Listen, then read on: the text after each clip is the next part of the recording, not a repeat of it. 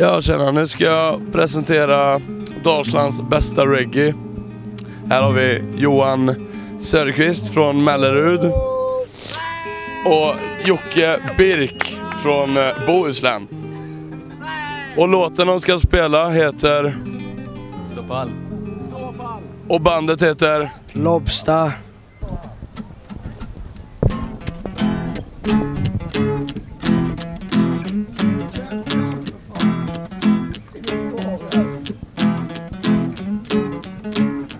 Varje dag en ny konflikt som väntar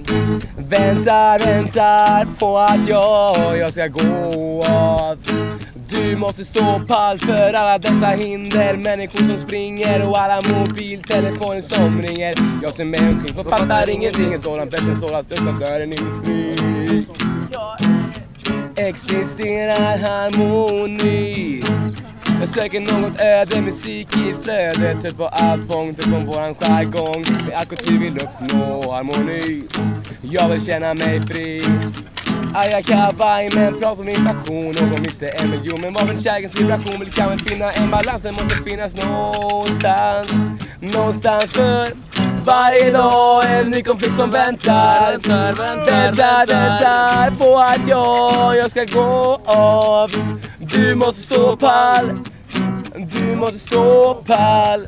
Du måste stå pall. Du måste stå pall.